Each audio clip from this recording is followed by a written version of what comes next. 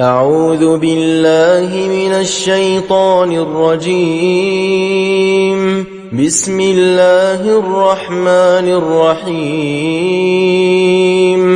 لن تنالوا البر حتى تنفقوا مما تحبون وما تنفقوا من شيء فإن الله به عليم. كل الطعام كان حلا لبني إسرائيل إلا ما حرم إسرائيل على نفسه من قبل أن تنزل التوراة. قل فأتوا بالتوراة فاتلوها إن كنتم صادقين. فمن افترى على الله الكذب من بعد ذلك فأولئك هم الظالمون. قل صدق الله. فاتبعوا ملة إبراهيم حنيفا وما كان من المشركين. إن أول بيت وضع للناس للذي ببكة مباركا وهدى للعالمين. فيه آيات بينات مقام إبراهيم ومن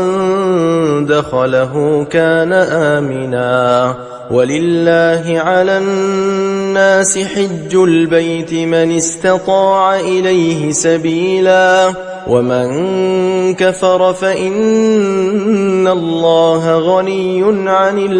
العالمين. قل يا أهل الكتاب لم تكفرون بآيات الله والله شهيد على ما تعملون. قل يا أهل الكتاب لم تصدون عن سبيل الله من آمن تبغونها عوجا وأنتم شهداء وما الله بغافل عما تعملون. يا أيها الذين آمنوا إن تطيعوا فريقا من الذين أوتوا الكتاب يردوكم بعد إيمانكم كافرين. وكيف تكفرون وأنتم تتلى عليكم آيات الله وفيكم رسوله ومن يعتصم بالله فقد هدي إلى صراط مستقيم. يا أيها الذين آمنوا اتقوا الله حق تقاته ولا تموتن إلا وأنتم مسلمون. واعتصموا بحبل الله جميعا ولا تفرقوا. واذكروا نعمة الله عليكم إذ كنتم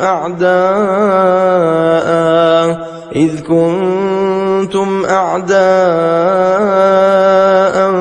فألف بين قلوبكم فأصبحتم بنعمته إخوانا وكنتم على شفا حفرة من النار فأنقذكم منها. كذلك يبين الله لكم آياته لعلكم تهتدون. ولتكن منكم أمة يدعون إلى الخير ويأمرون بالمعروف وينهون عن المنكر المنكر وأولئك هم المفلحون ولا تكونوا كالذين تفرقوا واختلفوا من بعد ما جاءهم البينات وأولئك لهم عذاب عظيم يوم تبيض وجوه وتسود وجوه فأما الذين اسودت وجوههم أكفرتم بعد إيمانكم فذوقوا العذاب بما كنتم تكفرون وأما الذين ابيضت وجوههم ففي رحمة الله هم فيها خالدون تلك آيات الله نتلوها عليك بالحق وما الله يريد ظلما للعالمين ولله ما في السماوات وما في الأرض وإلى الله ترجع الأمور كنتم خير أمة أخرجت للناس تأمرون بالمعروف وتنهون عن المنكر وتؤمنون بالله ولو آمن أهل الكتاب لكان خيرا لهم منهم المؤمنون وأكثرهم الفاسقون لن يضروكم إلا أذى وإن يقاتلوكم يولوكم الأدبار ثم لا ينصرون ضربت عليهم الذلة أينما ثقفوا إلا بحبل من الله وحبل من الناس وباءوا بغضب من الله وضربت عليهم المسكنة ذلك بأنهم كانوا يكفرون بآيات الله ويقتلون الأنبياء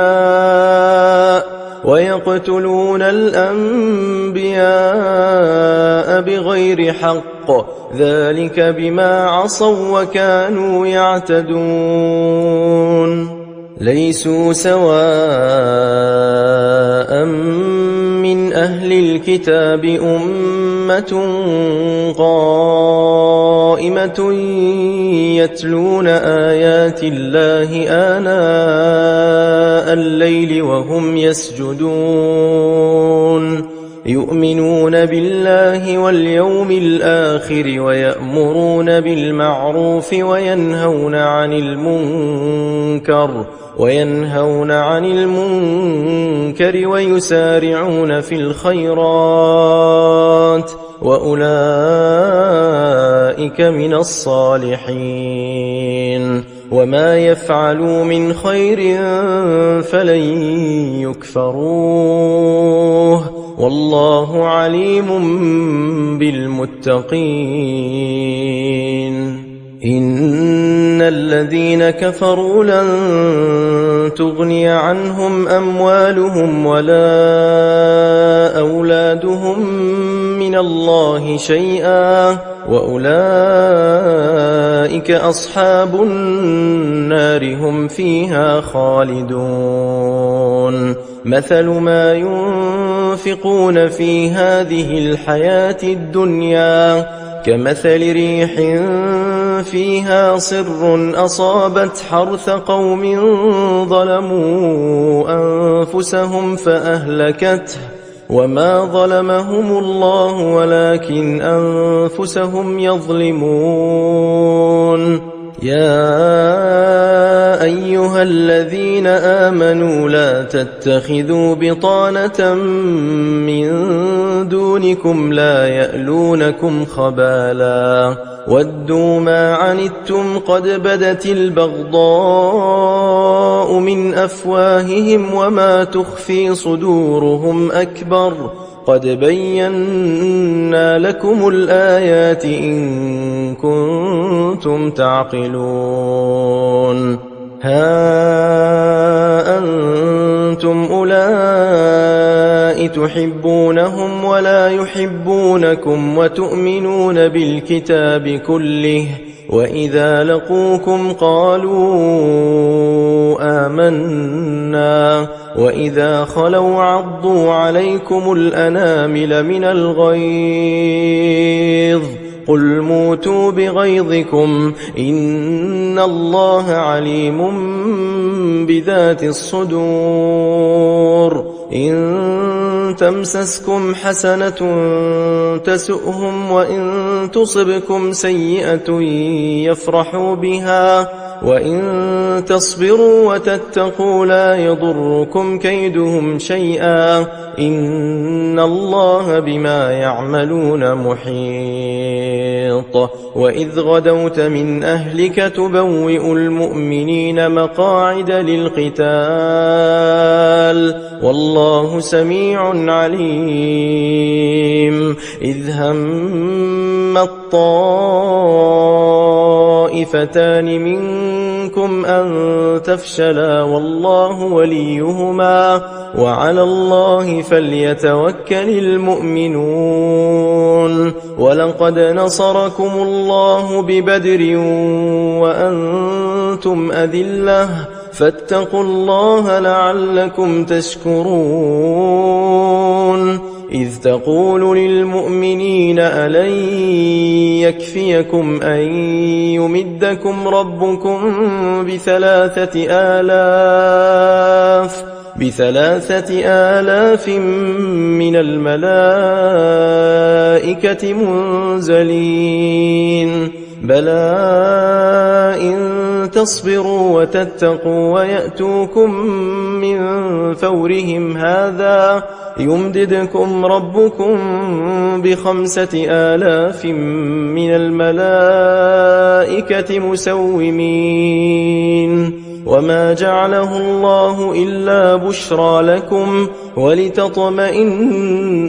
قلوبكم به وما النصر إلا من عند الله العزيز الحكيم ليقطع طرفا من الذين كفروا أو يكبتهم فينقلبوا خائبين ليس لك من الأمر شيء أو يتوب عليهم أو يعذبهم فإنهم ظالمون ولله ما في السماوات وما في الأرض يغفر لمن يشاء ويعذب من يشاء والله غفور رحيم يا أيها الذين آمنوا لا تأكلوا الربا أضعافا مضاعفة واتقوا الله لعلكم تفلحون واتقوا النار التي أعدت للكافرين وأطيعوا الله والرسول لعلكم ترحمون وسارعوا إلى مغفرة من ربكم وجنة عرضها السماوات والأرض أعدت للمتقين الذين ينفقون في السراء والضراء والكاظمين الغيظ والعافين عن الناس والله يحب المحسنين والذين إذا فعلوا فاحشة أو ظلموا أنفسهم ذكروا الله فاستغفروا لذنوبهم ومن يغفر الذنوب إلا الله ولم يصروا على ما فعلوا وهم يعلمون أولئك جزاؤهم مغفرة من ربهم وجنات تجري من تحتها الأنهار خالدين فيها ونعم أجر العاملين. قد خلت من قبلكم سنن فسيروا في الأرض فانظروا كيف كان عاقبة المكذبين. هذا بيان للناس وهدى وموعظة للمتقين. ولا تهنوا ولا تحزنوا وأنتم الأعلون إن كنتم مؤمنين. إن يمسسكم قرح فقد مس القوم قرح مثله وتلك الأيام نداولها بين الناس وليعلم الله الذين آمنوا ويتخذ منكم شهداء والله لا يحب الظالمين. وليمحص الله الذين آمنوا ويمحق الكافرين. أم حسبتم أن تدخلوا الجنة ولما يعلم الله الذين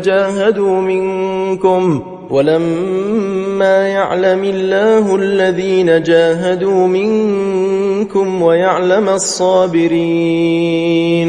ولقد كنتم تمنون الموت من قبل أن تلقوه فقد رأيتموه وأنتم تنظرون. وما محمد إلا رسول قد خلت من قبله الرسل أفإن مات أو قتلا انقلبتم على أعقابكم ومن ينقلب على عقبيه فلن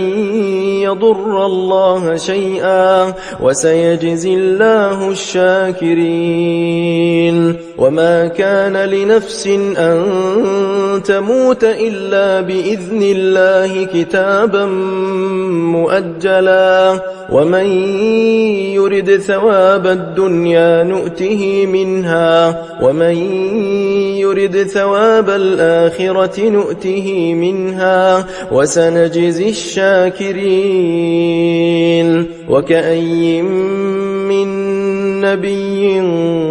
قاتل معه ربيون كثير فما وهنوا لما أصابهم في سبيل الله وما ضعفوا وما استكانوا والله يحب الصابرين.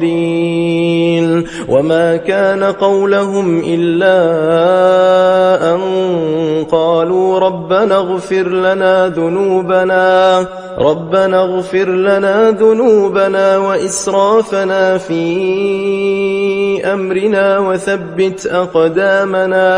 وثبت أقدامنا وانصرنا على القوم الكافرين.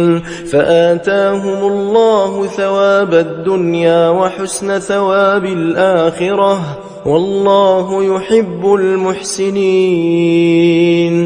يا أيها الذين آمنوا إن تطيعوا الذين كفروا يردوكم على أعقابكم فتنقلبوا خاسرين. بل الله مولاكم وهو خير الناصرين. سنلقي في قلوب الذين كفروا الرعب بما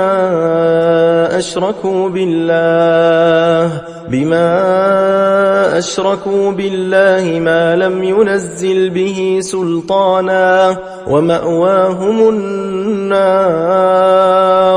وبئس مثوى الظالمين. ولقد صدقكم الله وعده إذ تحسونهم بإذنه حتى إذا فشلتم وتنازعتم في الأمر وعصيتم من بعد ما أراكم ما تحبون منكم من يريد الدنيا ومنكم من يريد الآخرة ثم صرفكم عنهم ليبتليكم ولقد عفا عنكم والله ذو فضل على المؤمنين إذ تصعدون ولا تلوون على أحد والرسول يدعوكم في أخراكم فأثابكم غما بغم لكي لا تحزنوا على ما فاتكم ولا ما أصابكم والله خبير بما تعملون ثم أنزل عليكم من بعد الغم أمنة نعاسا يغشى طائفة منكم وطائفة قد أهمتهم أنفسهم يظنون بالله غير الحق ظن الجاهلية يقولون هل لنا من الأمر من شيء قل إن الأمر كله لله يخفون في أنفسهم ما لا يبدون لك يقولون لو كان لنا من الأمر شيء ما قتلنا هاهنا قل لو كنتم في بيوتكم لبرز الذين كتب عليهم القتل إلى مضاجعهم وليبتلي الله ما في صدوركم وليمحص ما في قلوبكم والله عليم بذات الصدور إن الذين تولوا منكم يوم التقى الجمعان إنما استزلهم الشيطان ببعض ما كسبوا ولقد عفى الله عنهم إن الله غفور حليم يا أيها الذين آمنوا لا تكونوا كالذين كفروا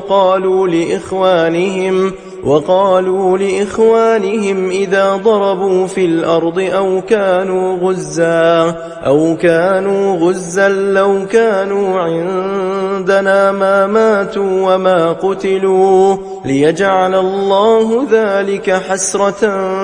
في قلوبهم والله يحيي ويميت والله بما تعملون بصير ولئن قتلتم في سبيل الله أو متم لمغفرة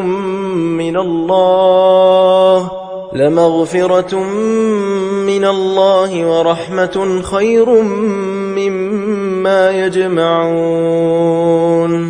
ولئن متم أو قتلتم لإلى الله تحشرون فبما رحمة من الله لنت لهم ولو كنت فظا غليظ القلب لانفضوا من حولك فاعف عنهم واستغفر لهم وشاورهم في الأمر فإذا عزمت فتوكل على الله إن الله يحب المتوكلين إن ينصركم الله فلا غالب لكم وإن يخذلكم فمن ذا الذي ينصركم من بعده وعلى الله فليتوكل المؤمنون وما كان لنبي أن يغل ومن يغل يأت بما غل يوم القيامة ثم توفى كل نفس ما كسبت وهم لا يظلمون أفمن اتبع رضوان الله كمن باء بسخط من الله ومأواه جهنم وبئس المصير هم درجات عند الله والله بصير بما يعملون لقد من الله على المؤمنين إذ بعث فيهم رسولا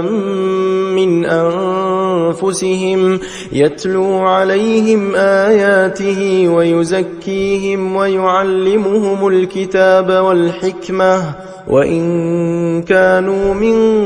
قبل لفي ضلال مبين أولما أصابتكم مصيبة قد أصبتم مثليها قلتم أنى هذا قل هو من عند أنفسكم إن الله على كل شيء قدير وما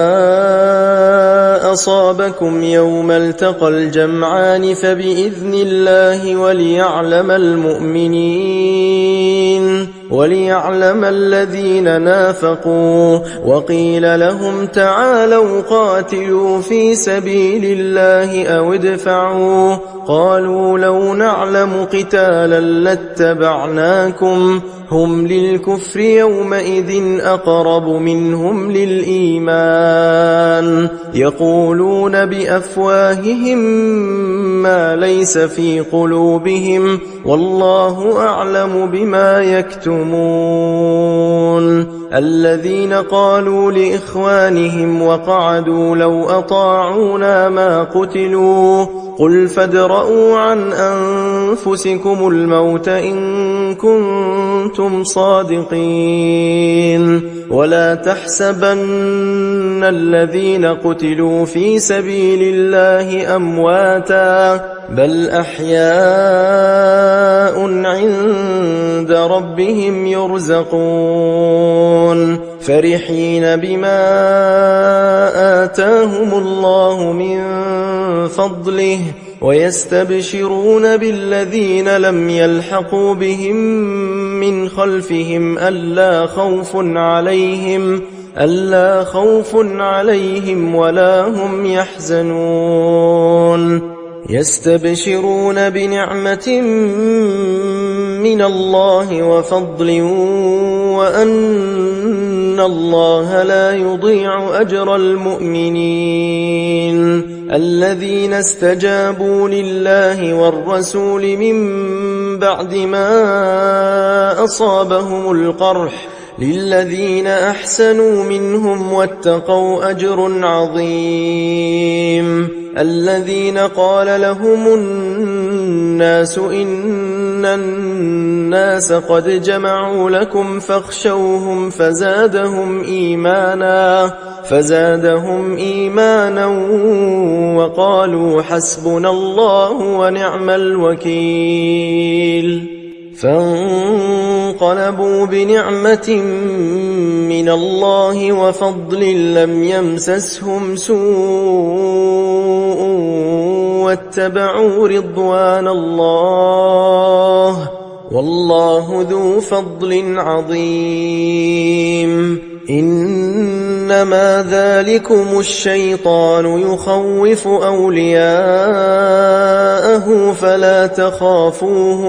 فلا تخافوهم وخافون إن كنتم مؤمنين ولا يحزنك الذين يسارعون في الكفر إنهم لن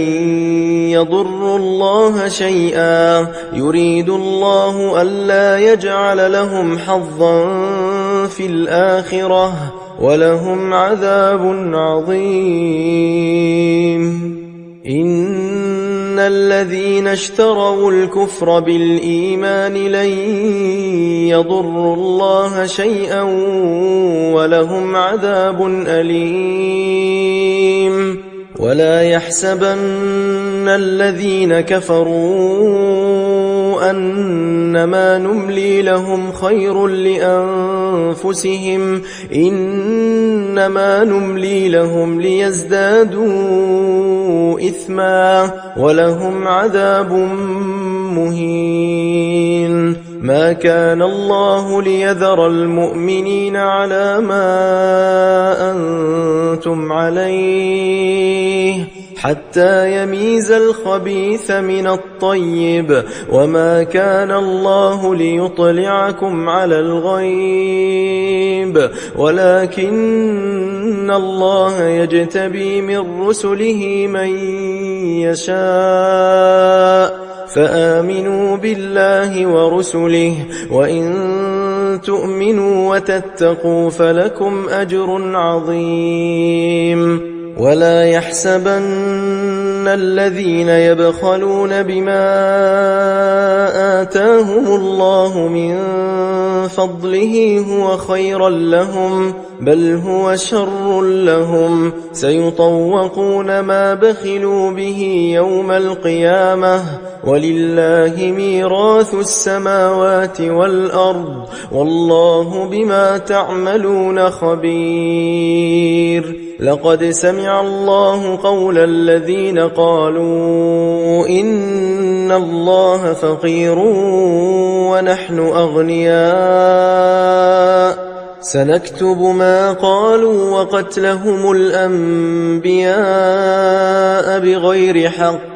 ونقول ذوقوا عذاب الحريق ذلك بما قدمت أيديكم وأن الله ليس بظلام للعبيد. الذين قالوا إن الله عهد إلينا ألا نؤمن لرسول حتى يأتينا بقربان تأكله النار قل قد جاءكم رسل من قبلي بالبينات وبالذي قلتم فلم قتلتموهم إن كنتم صادقين فإن كذبوك فقد كذب رسل من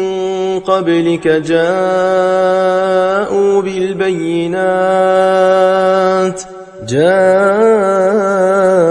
بالبينات والزبر والكتاب المنير كل نفس ذائقة الموت وإنما توفون أجوركم يوم القيامة فمن زحزح عن النار وأدخل الجنة فقد فاز وما الحياة الدنيا إلا متاع الغرور. لتبلون في أموالكم وأنفسكم ولتسمعن من الذين أوتوا الكتاب من قبلكم ومن الذين أشركوا أذى كثيرا وإن تصبروا وتتقوا فإن ذلك من عزم الأمور. وإذ أخذ الله ميثاق الذين أوتوا الكتاب لتبيننه للناس ولا تكتمونه فنبذوه وراء ظهورهم واشتروا به ثمنا قليلا فبئس ما يشترون. لا تحسبن الذين يفرحون بما أتوا ويحبون أن يحمدوا ويحبون أن يحمدوا بما لم يفعلوا فلا تحسبنهم بمفازة من العذاب ولهم عذاب أليم ولله ملك السماوات والأرض والله على كل شيء قدير إن في خلق السماوات والأرض واختلاف الليل والنهار لآيات لأولي الألباب الذين يذكرون الله قياما وقعودا وعلى جنوبهم ويتفكرون في خلق السماوات والأرض ربنا ما خلقت هذا باطلا سبحانك فقنا عذاب النار ربنا إنك من تدخل النار فقد أخزيته وما للظالمين من أنصار ربنا إننا سمعنا مناديا ينادي للإيمان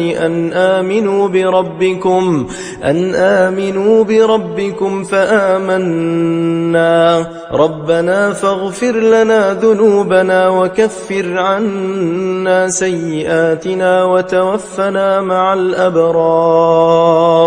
ربنا وآتنا ما وعدتنا على رسلك ولا تخزنا يوم القيامة إنك لا تخلف الميعاد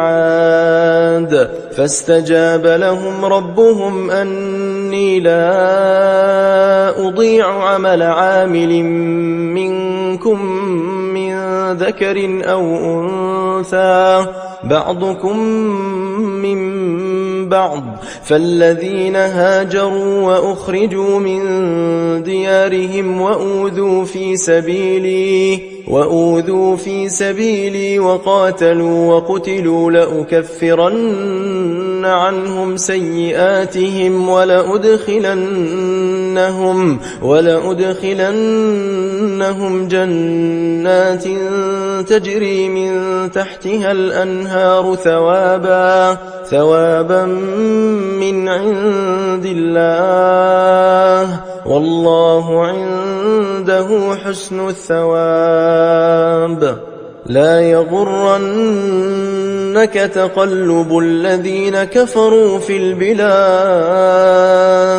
متاع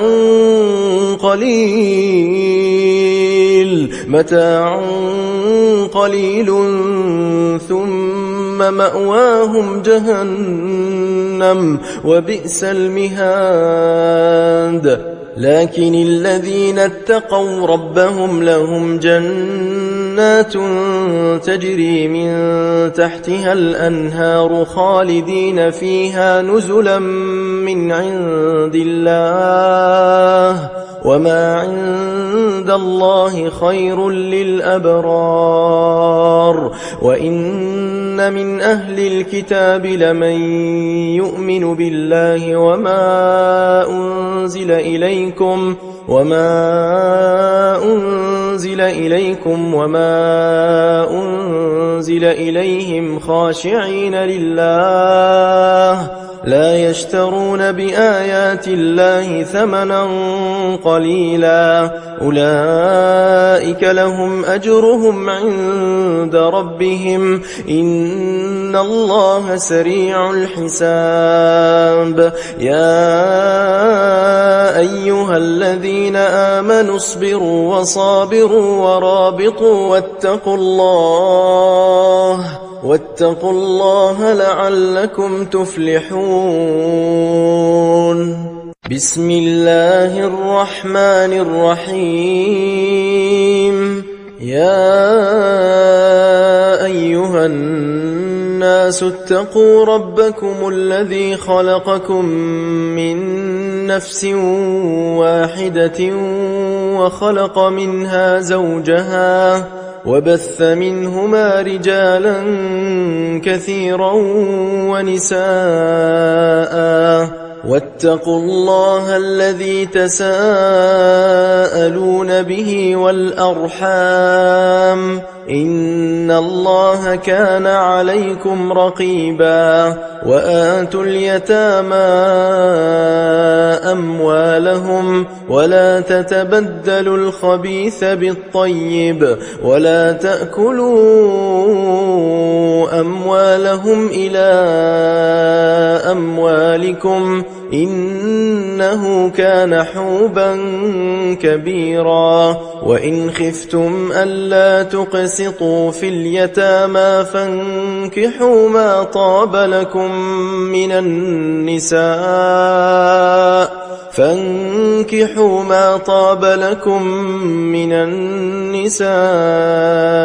مثنى وثلاث ورباع فإن خفتم ألا تعدلوا فواحدة أو ما ملكت أيمانكم ذلك أدنى ألا تعولوا وآتوا النساء صدقاتهن نحلة فإن طبن لكم عن شيء منه نفسا فكلوه هنيئا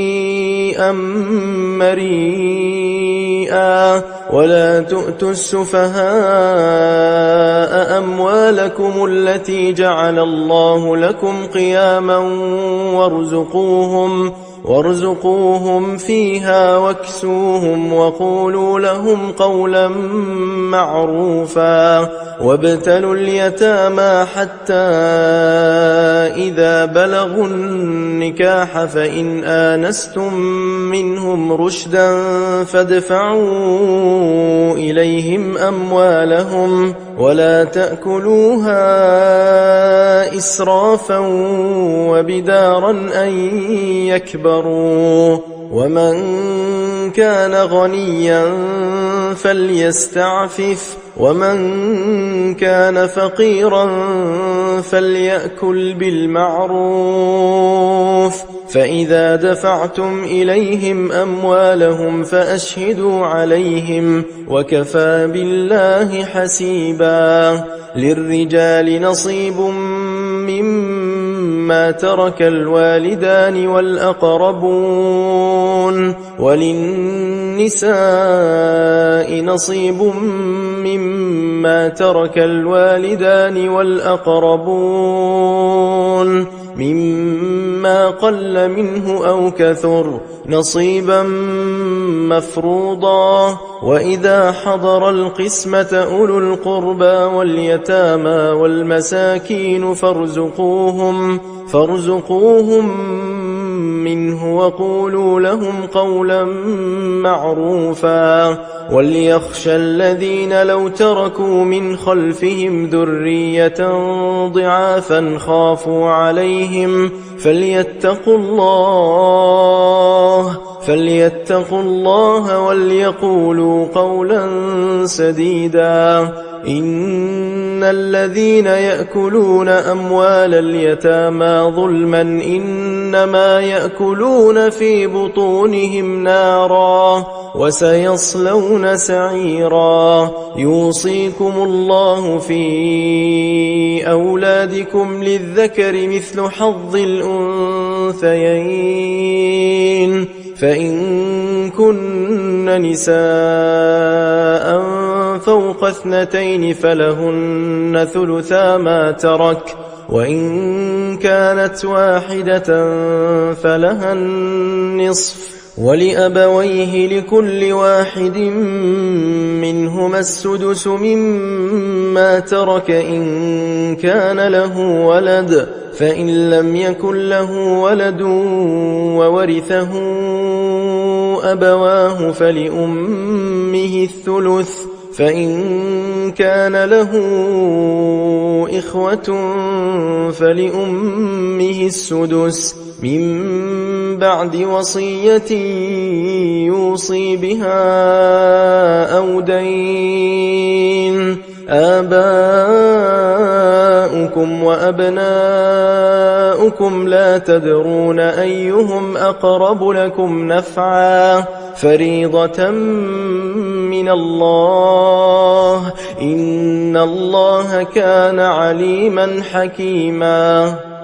ولكم نصف ما ترك أزواجكم إن لم يكن لهن ولد فإن كان لهن ولد فلكم الربع مما تركن من بعد وصية يوصين بها أو دين ولهن الربع مما تركتم إن لم يكن لكم ولد فإن كان لكم ولد فلهن الثمن مما تركتم من بعد وصية توصون بها أو دين وإن كان رجل يورث كلالة أو امرأة وله أخ أو أخت فلكل واحد منهما السدس فإن كانوا أكثر من ذلك فهم شركاء في الثلث من بعد وصية يوصى بها أو دين غير مضار وصية من الله والله عليم حليم تلك حدود الله ومن يطع الله ورسوله يدخله جنات تجري من تحتها الأنهار خالدين فيها وذلك الفوز العظيم ومن يعص الله ورسوله ويتعد حدوده يدخله نارا خالدا فيها وله عذاب مهين واللاتي يأتين الفاحشة من نسائكم فاستشهدوا عليهن 4 منكم فإن شهدوا فأمسكوهن في البيوت حتى يتوفاهن الموت أو يجعل الله لهن سبيلا واللذان يأتيانها منكم فآذوهما فإن تابا وأصلحا فأعرضوا عنهما إن الله كان توابا رحيما إنما التوبة على الله للذين يعملون السوء بجهالة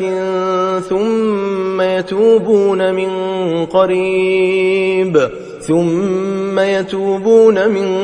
قريب فأولئك يتوب الله عليهم وكان الله عليما حكيما وليست التوبة للذين يعملون السيئات حتى إذا حضر أحدهم الموت قال إني تبت الآن ولا الذين يموتون وهم كفار أولئك أعتدنا لهم عذابا أليما يا أيها الذين آمنوا لا يحل لكم أن ترثوا النساء كرها ولا تعضلوهن لتذهبوا ببعض ما آتيتموهن إلا أن يأتين بفاحشة مبينة وعاشروهن بالمعروف فإن كرهتموهن فعسى أن تكرهوا شيئا ويجعل الله فيه خيرا كثيرا وإن أردتم استبدال زوج مكان زوج وآتيتم إحداهن قنطارا فلا تأخذوا منه شيئا أتأخذونه بهتانا وإثما مبينا وكيف تأخذونه وقد أفضى بعضكم إلى بعض وأخذن منكم ميثاقا غليظا ولا تنكحوا ما نكح آباؤكم من النساء إلا ما قد سلف إنه كان فاحشة ومقتا وساء سبيلا حرمت عليكم أمهاتكم وبناتكم وأخواتكم وعماتكم وخالاتكم وبنات الأخ وبنات الأخت وأمهاتكم اللاتي أرضعنكم وأخواتكم من الرضاعة وأمهات نسائكم وربائبكم اللاتي في حجوركم من نسائكم اللاتي دخلتم بهن فإن لم تكونوا دخلتم بهن فلا جناح عليكم وحلائل أبنائكم الذين من أصلابكم وأن تجمعوا بين الأختين إلا ما قد سلف إن الله كان غفورا رحيما